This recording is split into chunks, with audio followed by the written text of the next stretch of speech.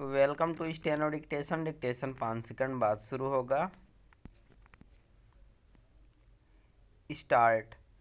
पहलगाम में आतंकी हमले के बाद पाकिस्तान के लिए जासूसी करने वालों की गिरफ्तारी का जो सिलसिला शुरू हुआ वह थमने का नाम नहीं ले रहा है। कश्मीर में आतंकियों के मददगारों की गिरफ्तारी के बाद से देश भर में ऐसे लोगों को पकड़ा जा रहा है जो पैसे के लालच में या अन्य किसी स्वार्थवश अथवा मजहबी कट्टरता का शिकार होकर पाकिस्तान को गोपनीय जानकारी दे रहे थे। गत दिवस सीआरपीएफ के एक सहायक उपनिरीक्षक को पाकिस्तान को खुफिया जानकारी देने के आरोप में राष्ट्रीय जांच एजेंसी की ओर से गिरफ्तार किया गया। पिछले कुछ समय में विभिन्न राज्यों से करीब 2 दर्जन ऐसे लोग गिरफ्तार किए गए हैं जो पाकिस्तानी खुफिया एजेंसी आईएसआई के लिए काम करते हुए देश की सुरक्षा से खिलवाड़ कर रहे थे।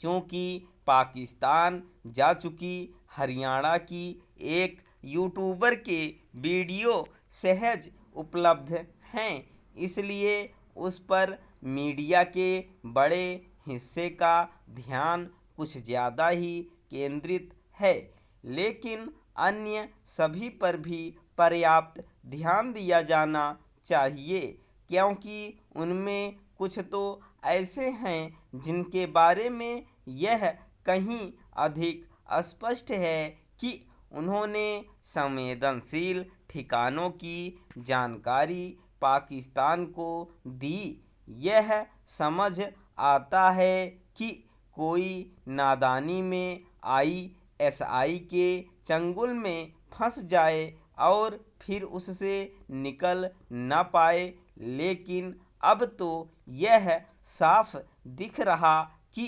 कई गिरफ्तार लोग पाकिस्तान उच्चायोग के अफसरों और आईएसआई एजेंटों को सब कुछ जानते हुए भी देशघाती जानकारी दे रहे थे।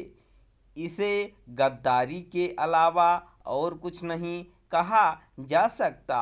आखिर कौन ऐसा भारतीय होगा जो इससे परिचित ना हो कि पाकिस्तान हमारा सबसे बड़ा शत्रु है और उसने कश्मीर के साथ साथ शेष देश में भी अनगिनत आतंकी हमले कराए हैं। जब कोई जासूसी करने के आरोप में गिरफ्तार होता है तब तो खूब शोर होता है, लेकिन उसे कब कितनी सजा हुई यह कम ही पता चलता है। ऐसे देशद्रोही तत्वों को यथाशीघ्र कठोर सजा मिले, इसकी ठोस व्यवस्था की जानी चाहिए। इसके साथ ही लोगों को लगातार सचेत भी किया जाना चाहिए कि देश के भीतर बाहर सक्रिय पाकिस्तानी एजेंट किस तरह अपने जाल में फंसते हैं। लोगों को शत्रुबोध की सीख देने के साथ ही यह भी बताया जाना चाहिए कि दोस्ती, लालच या फिर मजहब का हवाला देकर कोई संवेदनशील जानकारी मांगी जाए तो तुरंत सचेत हो जाएं और पुलिस को सूचना दें। सुरक्षा बलों के जवानों को हनी ट्रैप में फंसने से बचने का प्रशिक्षण तो खास तौर पर दिया जाना चाहिए। उन्हें इससे भी अवगत कराना चाहिए कि ब्लैकमेल होने से कैसे बचें। इसके साथ ही पाकिस्तानी उच्चायोग के हर कर्मचारी अधिकारी की कड़ी निगरानी होनी चाहिए। वे हर संभव तरीके और यहाँ तक कि वीजा देने का लालच देकर भी लोगों को अपने चंगुल में फंसा रहे हैं। स्टॉप।